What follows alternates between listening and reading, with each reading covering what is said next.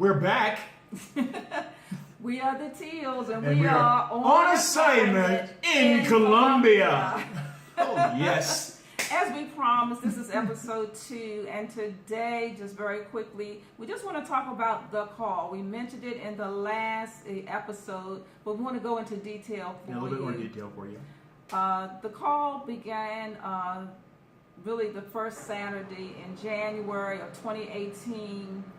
We were in a church service at the church we were attending in Atlanta, the Atlanta area, Tyrone area of Georgia. And a guest preacher was there, a missionary from Mexico. And he was talking about his journey and his call and how he answered and some of the things that they're doing. And it was so powerful. It was so passionate, and I was so touched, and my husband was so touched by it. We really came home. Sorry. Yeah. That's all right. This is all good. It happens. Don't worry This about it. is live from Colombia. That's right. Unedited. That's right. Unedited. Hey, uncut. We're going forward. Oh, we're going forward. That's right. Praise God. And so that was on a Saturday. We were having church services on a Saturday at that time. But that Monday, I was standing in the kitchen doing something, preparing for food, and I heard the voice of the Lord say clearly, and I've heard it before, I do know this voice, when your lease is up in July, leave.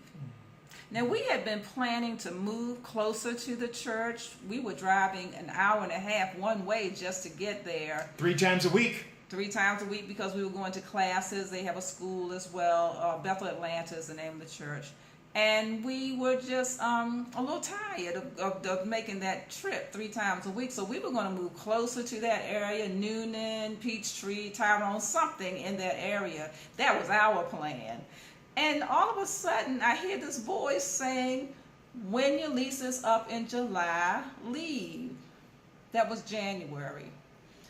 I didn't know where we were going, but I knew that leave meant we were leaving Georgia. I told my husband, and thank you, babe. I told my husband, and he and I began to pray about that, and we began to think, well, maybe because we were so touched by the message that Michael had brought that Saturday, that maybe we were supposed to go to Mexico and help he and his wife with the ministry they had going on there. And we began to look on YouTube at Mexico and on the internet at Mexico and pray about Mexico, and nothing was really clicking with Mexico. So my husband had been traveling for years doing missionary work. He's been to Mexico, Brazil, and various other places. As a matter of fact, when we first met, he spoke to me about doing missions work. Now, I must admit, at that time when he spoke to me about that, I very nicely told him, I don't do that. And you know what I said, right? You know what I did? I said, okay. And he didn't bother me about it anymore. No, I just let it go. He let it go. But that Monday, God spoke. Yeah. Sure. And when he spoke, I knew we were doing something. We were leaving Georgia. We were going somewhere. That's right. And it wasn't Mexico. No. So my husband was traveling at one point with this preacher, evangelist, Gary Oates. And he said, look and see on the internet where Gary is going these days. And the last time he had traveled with Gary, they were going to Brazil. And when I looked it up on Gary's website, this time I found out they were going to Colombia. So we started looking at Colombia. And we looked. Yes. And we looked.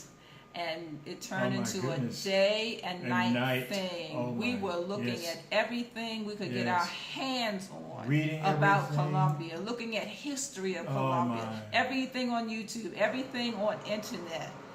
And we was just like, we were so absorbed and caught up in it. We knew that this is where we were going to go. That's right. That's right.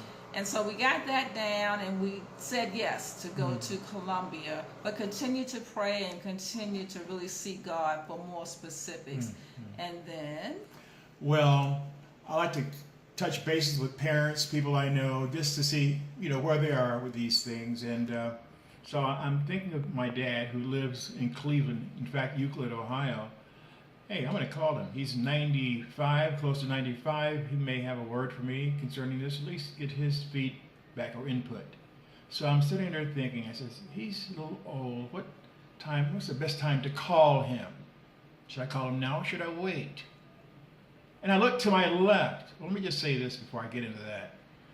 All my life, from early childhood, I've had angelic encounters. From early childhood. All kinds. Good ones, bad ones, all kind. And it's something I just I tried to ignore it, couldn't shake it until I had the one. And that's when I kicked everything else aside and said, I better take this thing seriously. Well, when we're thinking about when to call my dad, I looked to my left and there was a tall angel standing next to me. And he began to talk to me. And he says to me, this is a mission trip. It's more than a mission trip. This is a movement. And I'm doing this, God is doing this all over the Latin and South American countries where there's African heritage, in particular the indigenous. And we're going to minister on identity through love.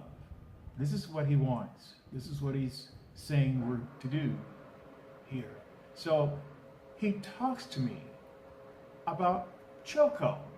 Who? What? Where? Choco. Chohu? Chohu? Chocolate? No. Choco. C-H-O-C-O. In particular, crypto. All right. Look it up. Google it. So we began to investigate, and lo and behold, we see the need, the dire need. The people have thought they were forgotten. This is what the angel says. They're not forgotten. This is the word. There is hope for Choco. Hope for Choco. Not because we're going there, but because God wills it to be. Hope for Choco. And he wants us to say yes. We'll go and remind them to keep the focus on Jesus. Don't compromise. Regardless of what the infrastructure is like in Choco, regardless of where you stand with the death rate, infantile death rate being 40%.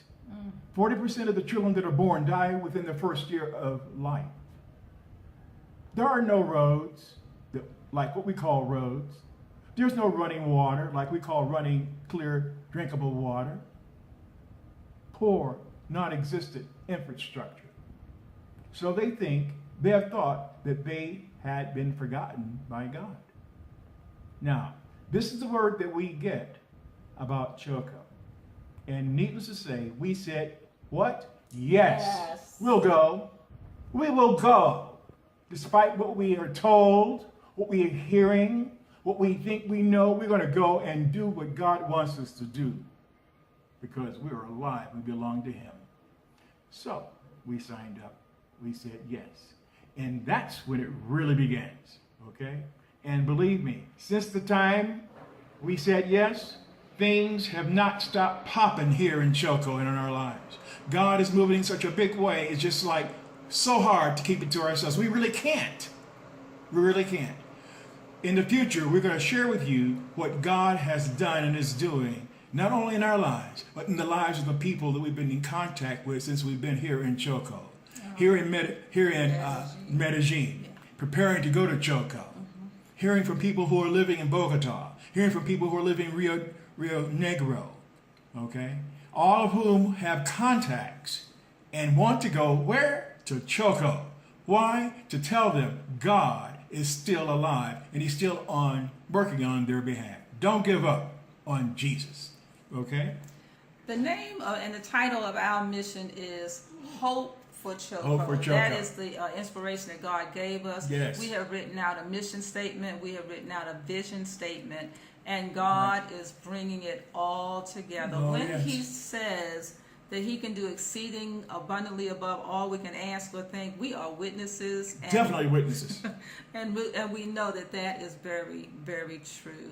We just want to encourage any of you who have received a call from the Lord, answer that call. Please. Say yes. Please. Say yes while you have the time. Please. Say yes while He's still waiting for you. God does not wait forever for us. So say yes. Say yes. Get in the zone in your life, my doing God. what you have been purposed Yes. to do. Yes. That's really Yes. all we can encourage you to do. Thank And you, we'll Jesus. come back another time with episode 3.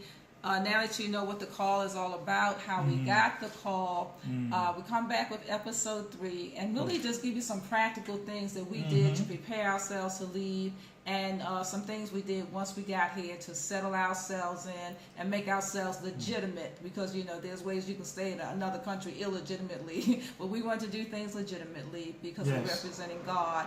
And we just pray that you've enjoyed this. Come back. We have lots of things to tell you. Goodness. God is moving. God is in moving a mighty way. in a mighty way. Hey, in us. That's right, in us. And to now, make His purposes known. That's right.